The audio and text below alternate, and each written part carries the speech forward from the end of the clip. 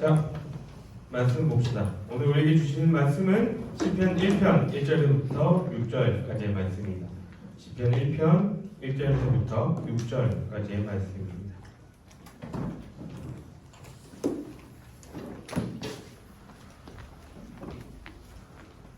다 찾았나요?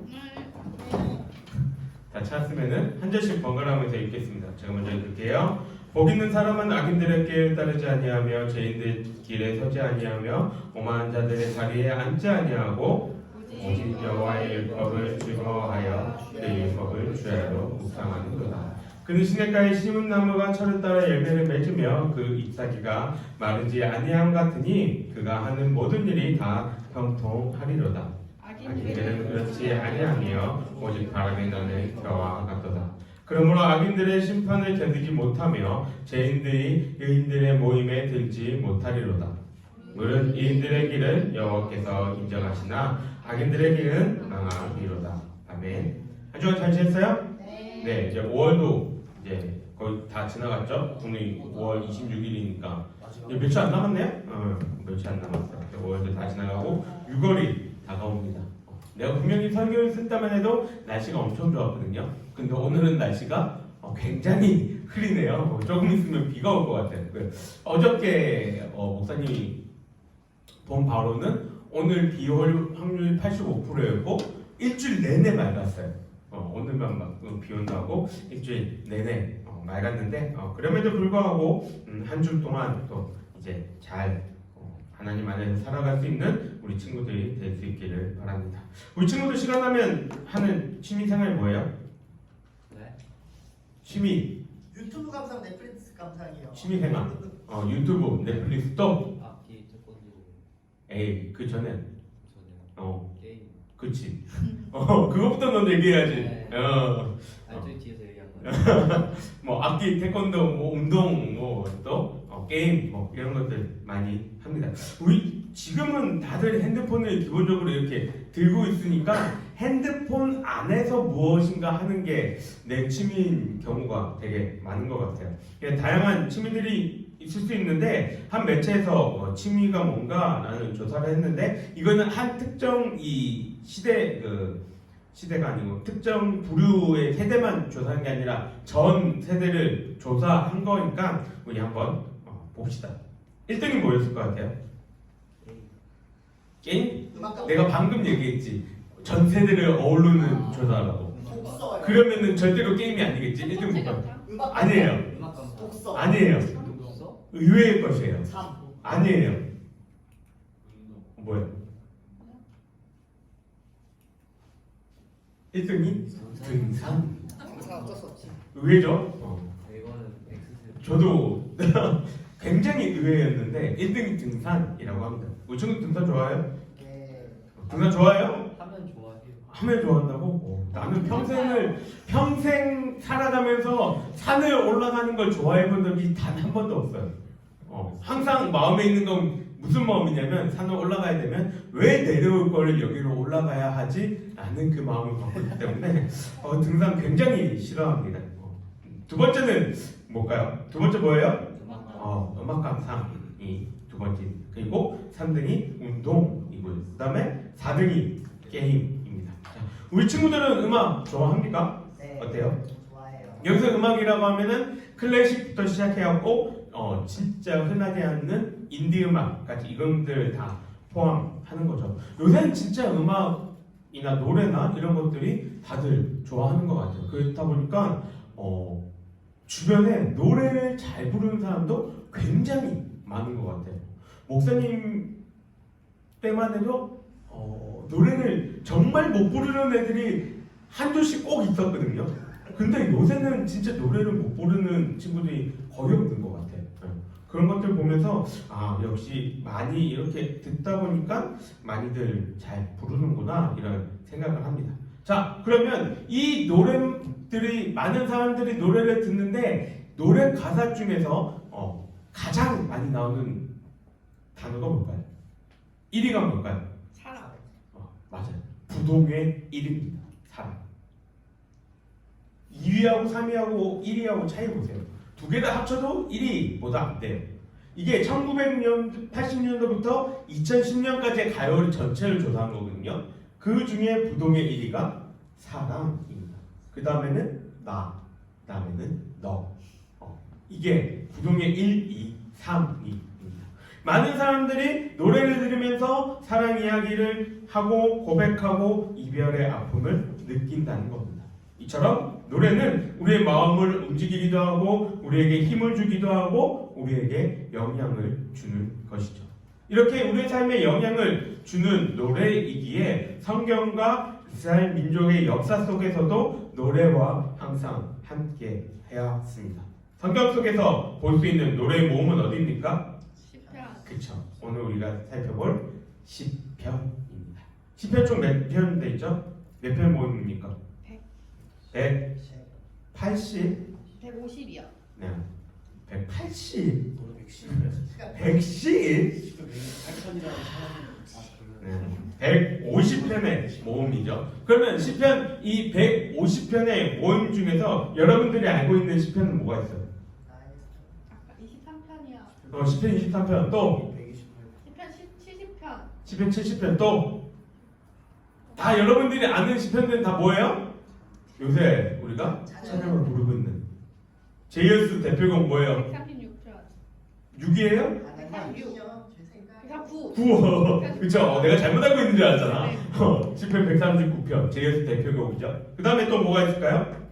아까 얘기한 주를 찾는 모든 자들이 시편 70편 있죠. 또 옛날 찬양으로 넘어가면 뭐 있어요? 시편 8편, 시편 40편, 시편 23편 등등 많은 시들이 찬양으로 만들어져서 우리가 함께 이거를 찬양으로 고백하며 살아갑니다. 우리가 이번 주부터 시편을 읽게 됩니다. 시편 150편은 4주간에 걸쳐서 우리가 읽게 될 겁니다. 이 시편은 하나하나가 이렇게 나누어진 내용이다 보니까 우리 친구들이 그동안에 성경을 좀 쭉 연달아서 못 읽었다 하더라도 시편의 경우에는 각각의 내용들이 있다 보니까 그동안 읽다가 중지했던 친구들도 한 번씩 읽었으면 좋겠습니다. 시편은 많은 학자들이 그리고 옛날에 믿음의 선배들도 그렇게 얘기합니다. 성경의 축소판이라고. 그러니까 시편만 잘 이렇게 여러분들이 보고 이해하고 숙지하고 있어도 성경 전체에서 어떠한 내용들을 이야기하고 무엇을 얘기하고 있는지를 알 수가 있게 되는 것이죠. 자, 이렇게 모든 성경도 중요하지만 시편을 읽으면 우리에게는 큰 유익이 있습니다. 왜냐하면 시편은 성경의 구분, 이 분류상 어디에 들어갈까요? 시가서요. 네, 시가서에 들어가죠. 시가서는 뭐 있죠? 욥기, 시편, 잠언, 전도서, 아가서 이것들은 시가서라고 이야기를 합니다. 그래서 이 시가서에는 그 내용들이 뭐뭐 적혀 있는 거예요? 기쁨, 슬픔, 소망, 고난, 아픔 이런 것들이 적혀 있는 것들이 바로 시가서라고 이야기를 하죠. 그 중에 시편은 우리의 삶의 요약이다, 성경의 요약이다 라고 이야기할 만큼 우리의 삶 가운데에 가장 밀접한 것이 바로 시편입니다. 시편을 보게 되면 하나님을 찬양하는 내용만 있는 것이 아니라 어떤 내용들도 있어요? 탄식 있고 또 힘들어요. 힘들어요. 저주. 내 원수를 벌해 주시옵소서. 건우야 집중하래. 집중하래. 너 하나 때문에 지금 다른 선생님들이 정신을 못 차리잖아. 설교 들어야 되는데. 나도 까먹었잖아. 어디 가야 되는데. 뭐지? 그 시편에는 찬양뿐만이 아니라 저주시도 있고 탄식시도 있다 이렇게 이야기합니다. 그 중에서 시편의 부분을 보게 되면은 가장 많은 시가 3분의 1이 뭐냐면 찬양하고 찬송시가 가장 많고 그 다음에 있는 것이 우리가 현실을 살아가는 그 아픔을 이야기하는 탄식시가 그 절반을 이루고 있는 것을 볼 수가 있습니다.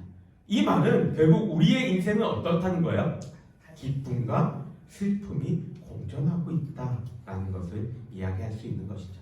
오늘 우리가 살펴보는 시편 1편 그리고 읽게 될 시편 2편은 이 시편 전체를 어떻게 읽어야 하는지에 대해서 알려주는 안내서와 같은 역할을 합니다. 그래서 시편을 보면은 시편 몇 편이라고 적힌 다음에 이렇게 표제어라고 붙어있는 걸 볼 수 있어요. 시편 18편의 표제어는 뭐예요? 기네요. 여호와의 종 다윗의 인도자에 따라 부르는 노래. 여호와께서 다윗을 그 모든 원수들의 손에서와 사울의 손에서 건져내 주신 날에 다윗이 이 노래 말로 여호와께 아뢰어 이르되 라고 적혀져 있습니다.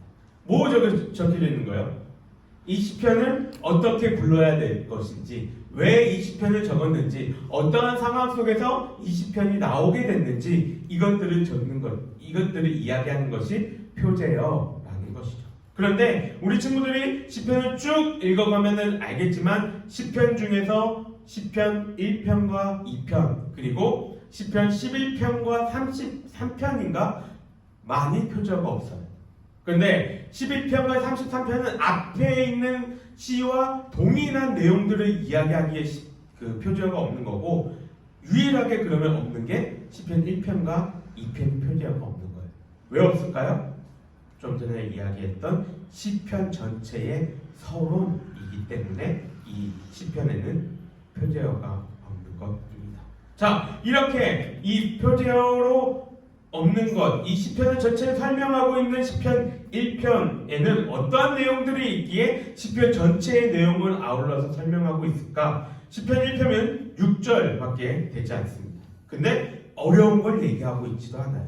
시편 1편을 보게 되면 그렇게 어렵게 느껴지지 않습니다. 시편 1편이 이야기하는 것은 간단하죠. 뭡니까? 복 있는 자는 죄인들의 모습으로 살아가지 않는다. 복 있는 자는 죄인의 모습으로 살아가지 않고 그 복 있는 대로 우리가 살아가면은 하나님이 어떤 일들을 우리에게 베풀어 주신다라는 것을 이야기하는 게 그 전부입니다. 그럼 이 시에서 우리가 유심히 봐야 될 것은 무엇일까요? 이 복 있는 자가 과연 누구인지에 대해서 알아야 된다는 것이죠. 시편 1편에서 복 있는 사람은 이라는 문구로 이렇게 시작을 하는데, 우리는 보통 복이라고 하면 뭘 떠올립니까? 복어. 내가 그 생각을 했는데 차마 초등부에서는 내가 그 개그를 안 했거든. 근데 여기서 나올 줄 몰랐네. 또 복어 말고 복이라고 하면 우리 보통 뭐 생각해? 긍정적인. 재물, 긍정적인 거. 건강. 이거죠, 이거. 보통 복. 요걸 이야기합니다. 재물, 건강, 행복 이런 것들을 우리는 복이라고 이야기를 하죠. 그래서 복이라는 거에 대해서 우리가 인식을 딱 하게 되면은 잘 되는 거, 성공하는 거, 출세하고 돈을 많이 버는 거, 이것이라는 인식을 가장 먼저 합니다. 근데 이게 완전히 틀린 것은 아니지만 이거는 부차적인 거예요. 부차적이다는 말이 뭐예요? 플러스 부수. 부수적이죠. 옵션이라는 거죠. 그게 중요한 게 아니라는 겁니다. 그럼 여기서 성경에서 말하는 복은 무엇일까요? 성경에서 말하는 복은 하나님과 나와의 관계를 이야기를 합니다.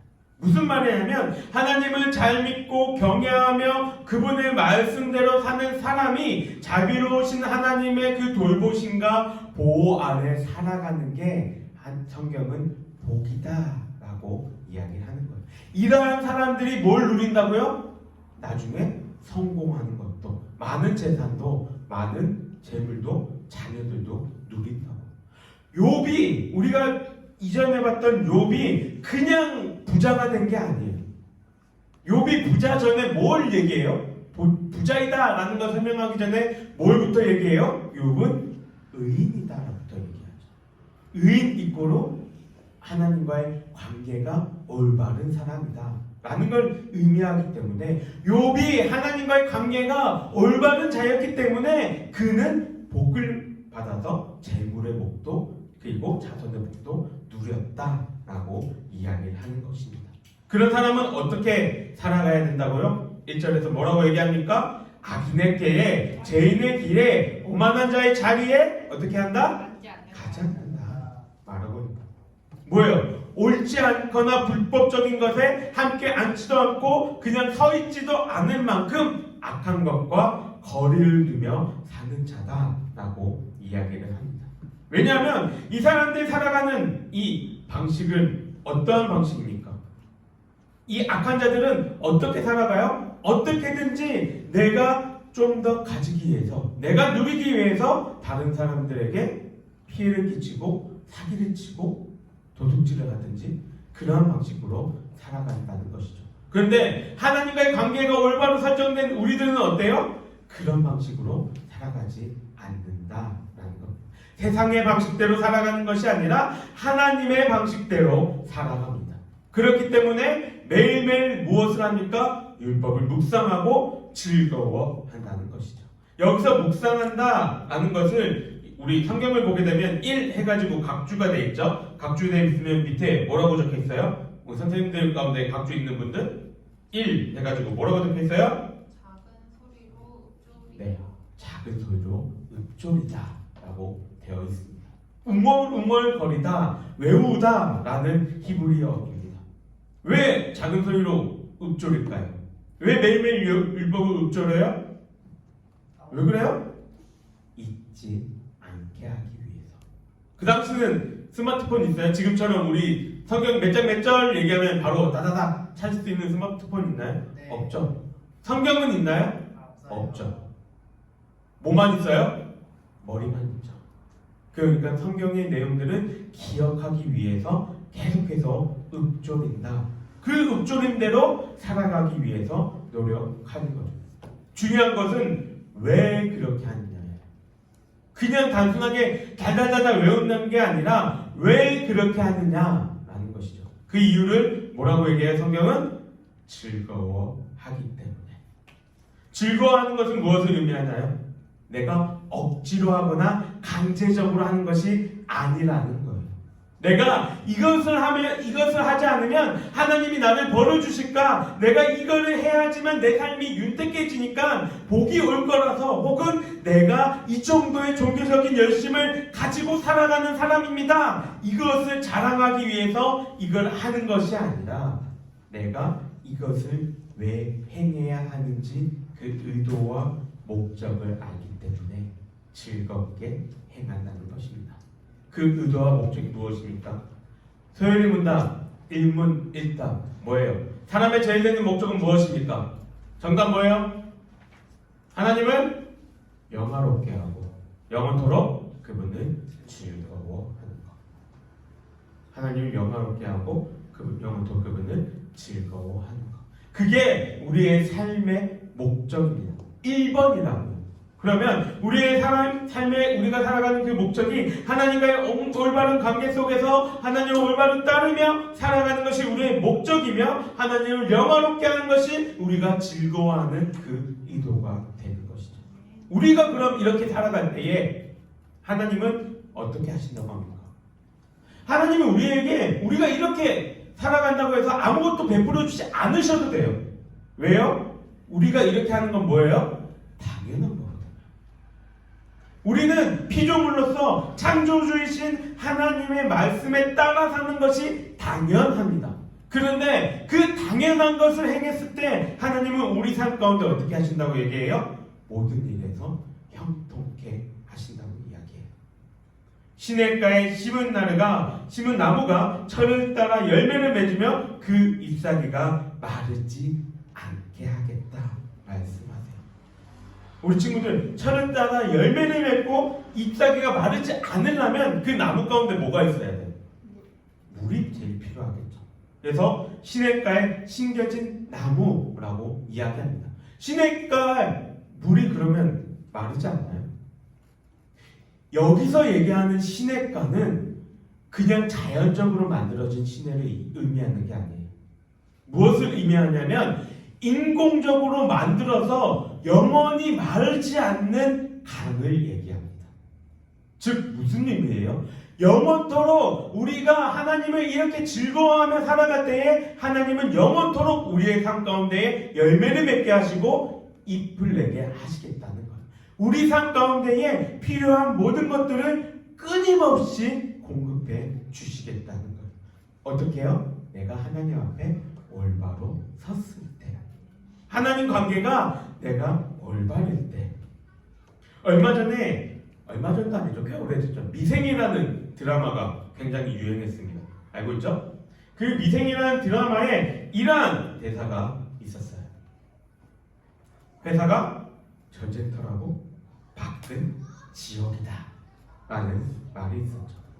세상은 무엇 하나 그냥 얻어주는 것이 없습니다. 또 고깃집 같은 데에 이렇게 붙어있는 말 있죠. 그냥 친한 사이에서 사줄 수 있는 건 어디까지다? 돼지고기까지다. 그 다음 뭐예요? 소고기는 그건 뭐예요? 뭔가 의도가 있는 것이다 라는 얘기를 합니다. 무슨 뜻이에요? 사람들이 무엇 하나 행동할 때에 자기의 이익과 자기의 무엇을 가지고 다른 사람들한테 세상을 베푼답니다. 밖은 어떻다고요? 그래서 지옥이랍니다.